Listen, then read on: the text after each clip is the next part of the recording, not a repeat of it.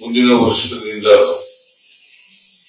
ಆಯಾಯ ವರ್ಷನೇ ಏಕಲವ್ಯ ಪ್ರಶಸ್ತಿಯನ್ನು ಕೊಡಬೇಕು ಅಂತ ಹೇಳಿ ತೀರ್ಮಾನ ಮಾಡಿದ್ದೀವಿ. ನಾನು ಈಗಾಗಲೇ ಅಧಿಕಾರಿಗಳಿಗೆ ಸೂಚನೆ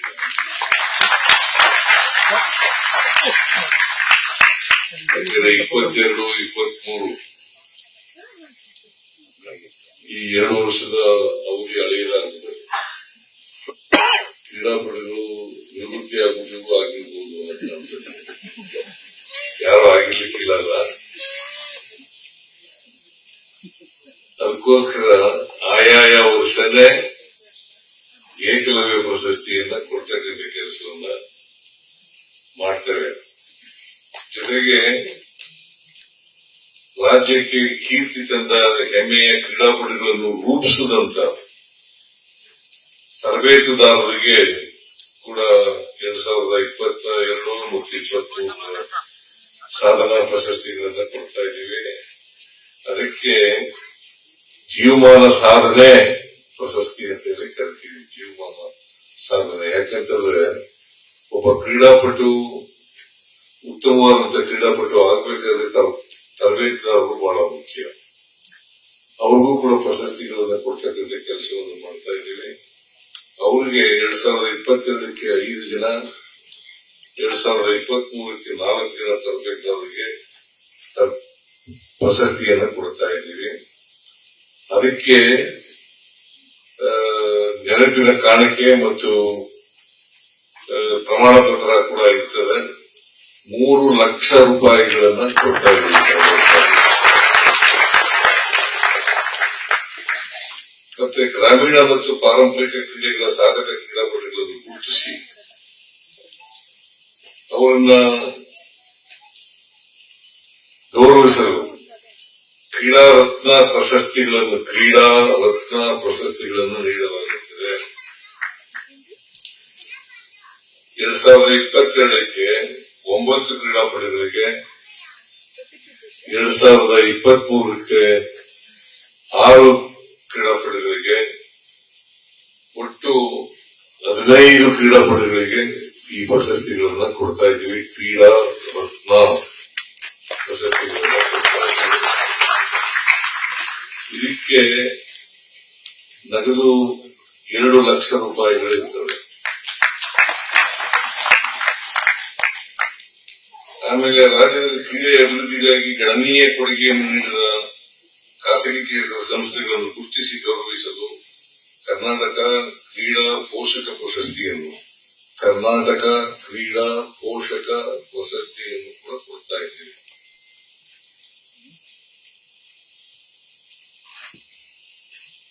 ಆಮೇಲೆ ಕರ್ನಾಟಕ ಸರ್ಕಾರ ಕ್ರೀಡಾಪಟುಗಳಿಗೆ ಅನೇಕ ಕಾರ್ಯಕ್ರಮಗಳನ್ನ ಹಮ್ಮಿಕೊಂಡಿದ್ದೀವಿ. ಇವರನ್ನ ಪ್ರೋತ್ಸಾಹಿಸಲಿಕ್ಕೋಸ್ಕರ ಅನೇಕ ಕಾರ್ಯಕ್ರಮಗಳನ್ನು ಹಮ್ಮಿಕೊಂಡಿದ್ದೀವಿ. ನಾನು ಘೋಷಣೆ ಮಾಡಿದೆ ಇಲ್ಲೇ ನಾವು ಒಲಿಂಪಿಕ್ ನಲ್ಲಿ ಯಾರು ಚಿನ್ನ ಗೆಲ್ತಾರೆ ಅವರಿಗೆ 6 ಕೋಟಿ ರೂಪಾಯಿ ಕೊಡ್ತೇನೆ ಅಂತಕ್ಕಂಥ ಘೋಷಣೆ ಮಾಡಿದೆ. ಚಿನ್ನ ಗೆದ್ರೆ 6 ಕೋಟಿ ರೂಪಾಯಿ ಸರ್ಕಾರದಿಂದ ಕೊಡ್ತೇವೆ.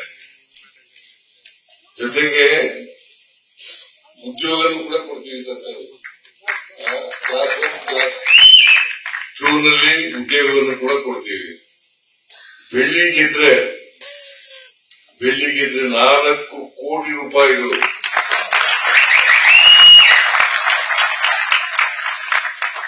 ಕಂಚಿ ಗೆದ್ರೆ 2 ಕೋಟಿ ರೂಪಾಯಿಗಳು, 3 ಕೋಟಿ ಕಂಚಿ ಗೆದ್ರೆ 3 ಕೋಟಿ, ಚಿನ್ನ ಗೆದ್ರೆ 6 ಕೋಟಿ, ಬೆಳ್ಳಿ ಗೆದ್ರೆ 4 ಕೋಟಿ, ಕಂಚಿ ಗೆದ್ರೆ 3 ಕೋಟಿ. ಗೆಲ್ಲಕ್ಕೆ ಪ್ರಯತ್ನ ಮಾಡಿ. ಈಗಿನಿಂದ ಗುರಿ ಇಟ್ಟುಕೊಂಡು ಶ್ರಮ ಪಟ್ಟರೆ ಗೆಲ್ಲದ ಕಷ್ಟ ಏನಿಲ್ಲ. ಸಣ್ಣ ದೇಶಗಳೆಲ್ಲ ಗೆಲ್ಲುವಾಗ ನಮ್ಮ ಭಾರತ ದೇಶದಂತ ಗೆಲ್ಲಕ್ಕಾಗಲ್ಲ. ಕರ್ನಾಟಕದಲ್ಲಿ 7 ಕೋಟಿ ಜನ ಇದ್ದಾರೆ.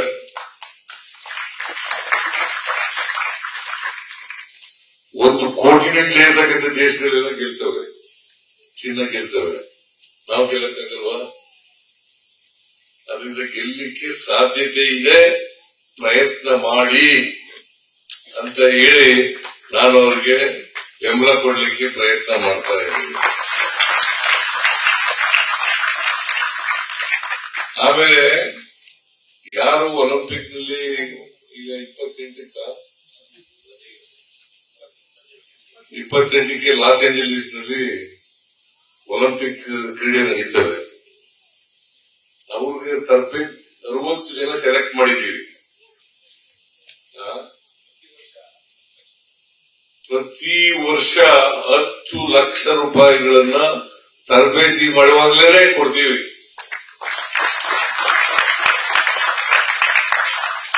ಒಳ್ಳೆ ತರಬೇತಿ ಸಿಕ್ಕಿದ್ರೆ,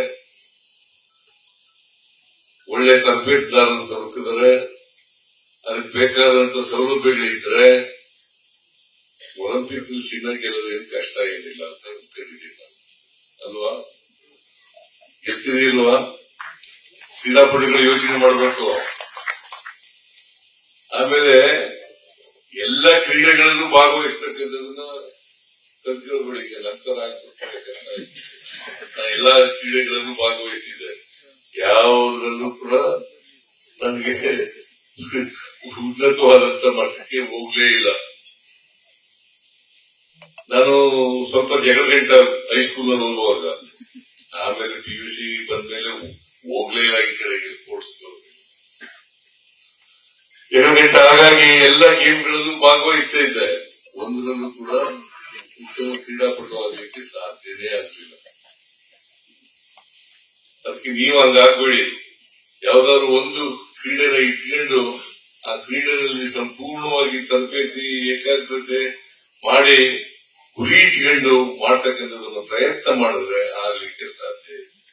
ನಮ್ಮ ಸರ್ಕಾರ ನೀವು ಎತ್ತರಕ್ಕೆ ಹೋದ್ರೆ ಎಲ್ಲ ರೀತಿಯ ಸಹಾಯವನ್ನ ಮಾಡ್ತದೆ ಅಂತಕ್ಕಂಥ ಮಾತುಗಳನ್ನು ಕೂಡ ಹೇಳಲಿಕ್ಕೆ ಈಗಾಗಲೇ ನಾವು ಕೊಡ್ತಾ ಇದ್ದೀವಿ. ಒಲಿಂಪಿಕ್ಸ್ ನಲ್ಲಿ ಭಾಗವಹಿಸಿದ್ರೆ, ಮತ್ತೆ ಏಷ್ಯನ್ ಗೇಮ್ಸ್ ನಲ್ಲಿ ಭಾಗವಹಿಸಿದ್ರೆ, ಕಾಮನ್ವೆಲ್ತ್ ನಲ್ಲಿ ಭಾಗವಹಿಸಿದ್ರೆ ಅವರಿಗೆಲ್ಲ ಪ್ರಶಸ್ತಿಗಳನ್ನು ಕೊಡ್ತೀವಿ. ಗೆದ್ದವರಿಗೆ, ಸೋತವರಿಗಿಲ್ಲ, ಗೆದ್ದವರಿಗೆ ಕೊಡ್ತೀವಿ. ಕ್ಯಾಶ್ ಇನ್ಸೆಂಟಿವ್ ಕೊಡ್ತಾ ಇದ್ದೀವಿ. ಸೊ ಅದರಿಂದ ಪ್ರಯತ್ನ ಮಾಡಿ. ನಮ್ಮಲ್ಲಿ ಕರ್ನಾಟಕ ಒಳ್ಳೆ ಕ್ರೀಡಾಪಟುಗಳನ್ನ ಇಲ್ಲಿವರೆಗೆ ರೂಪಿಸಿದೆ.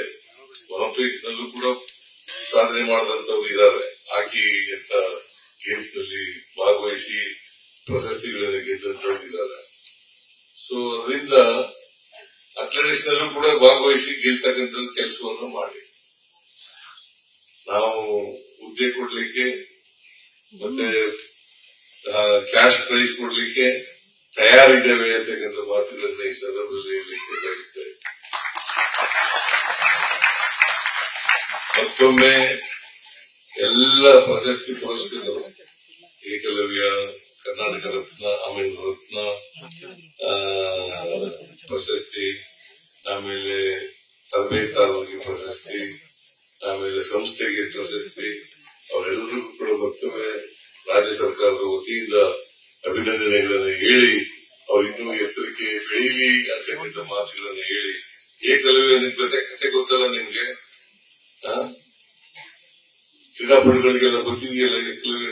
ಯಾಕೆ ಏಕಲವ್ಯ ಪ್ರಶಸ್ತಿ ಕೊಡ್ತೀವಿ ಅಂತ ಹೇಳಿ ಅಂತಂದ್ರೆ, ಏಕಲವ್ಯ ಗುರು ಇಲ್ಲದೇ ಎತ್ತರಕ್ಕೆ ಬೆಳೆದಿದ್ರು. ಏಕಲವ್ಯ ದ್ರೋಣಾಚಾರ್ಯರವರಿಗೆ ಅರ್ಜುನ್ಗೆ ಧಕ್ಕೆ ಆಗ್ತದೆ ಅಂತ ಹೇಳಿ ಅವ್ರಿಗೆ ತರಬೇತಿಗೆ ಒಪ್ಕೊಳ್ಳಲ್ಲ. ಆದ್ರೂ ಕೂಡ ಆ ಗುರುನ ಪ್ರತಿಮೆ ಮಾಡ್ಕೊಂಡು ಅಲ್ಲಿ ಪ್ರಾಕ್ಟೀಸ್ ಮಾಡಿ ಮೇಲಕ್ಕೆ ಬರ್ತಾರೆ. ಅವರು ಅರ್ಜುನಿಗಿಂತೂ ಮೀರಿ ಹೋಗ್ತಾರೆ. ಅದಕ್ಕೋಸ್ಕರ ಬೆರಳು ಹಾಕಿಸ್ಬಿಡೋದು. ಅದಕ್ಕೆ ಏಕಲವ್ಯ ಬೆರಳು ಹಾಕಿಸ್ಬಿಡ್ತಾರಲ್ಲ. ಹೆಬ್ಬೆರಳನೆ ಬಿಲ್ಲು ವಿದ್ಯೆ ಇದೆಯಲ್ಲ, ಆ ಬಿಲ್ಲು ವಿದ್ಯೆಯಲ್ಲಿ ಹೆಬ್ಬೆರಳು ಬಹಳ ಮುಖ್ಯ. ಅದಕ್ಕೋಸ್ಕರ ಹೆಬ್ಬೆರಳನೆ ಹಾಕಿಸ್ಬಿಡ್ತಾರೆ. ಗುರುಗಳೇ, ನಿಮ್ಗೆ ಏನ್ ಕಾಣಿಕೆ ಬೇಕು ಅಂತ ಕೇಳಿದಾಗ ದ್ರೋಣಾಚಾರ್ಯರು ನನಗೆ ಹೆಬ್ಬೆರಳು ಕೊಡಪ್ಪ, ನಿಮ್ಗೆ ಬಲಗೈ ಹೆಬ್ಬೆರಳು ಕೊಡು ಅಂತ ಕೇಳ್ತಾರೆ. ಹಂಗೆ ಕತ್ತಿಸ್ಕೊಡ್ತಾರೆ. ಆ ಕಾಲದಲ್ಲೂ ಕೂಡ ಜಾತಿ ವ್ಯವಸ್ಥೆ ಇತ್ತು, ಸೂತ್ರ ವ್ಯವಸ್ಥೆ ಇತ್ತು ಅಂತಕ್ಕಂಥದ್ದನ್ನ ಅರ್ಥ ಮಾಡ್ಕೋಬೇಕಾಗ್ತದೆ.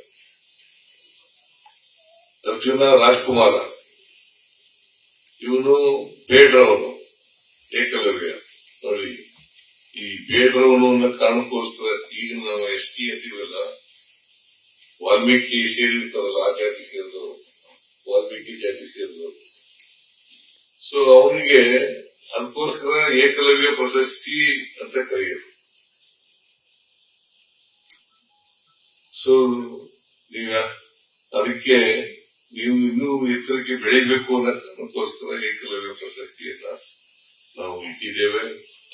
ಈ ಏಕಲವ್ಯ ಪ್ರಶಸ್ತಿ 15 ಜನರಿಗೆ ಕೊಡ್ತಾ ಇದ್ದೀವಿ ಇವತ್ತು. 2022 ಮತ್ತು 23 30 ಜನರಿಗೆ, ವರ್ಷಕ್ಕೆ 15 ಜನರಿಗೆ 30 ಜನರಿಗೆ ಕೊಡ್ತಾ ಇದ್ದೀವಿ. ಎಲ್ಲರಿಗೂ ಕೂಡ ಶುಭವಾಗಲಿ, ಮತ್ತೆ ಮುಂದಿನ ದಾರಿ ಸುಗಮವಾಗಲಿ ಅಂತಕ್ಕಂಥ ಆರೈಕೆಯನ್ನು ಮಾಡಿ ಎಲ್ಲ ಪ್ರಶಸ್ತಿ ಪುರಸ್ಕೃತರಿಗೆ ಧನ್ಯವಾದಗಳನ್ನ ಹೇಳಿ ನನ್ನ ಮಾತುಗಳನ್ನು ಮುಗಿಸ್ತೇನೆ. ಜೈ ಹಿಂದ್, ಜೈ ಕರ್ನಾಟಕ, ಜೈ.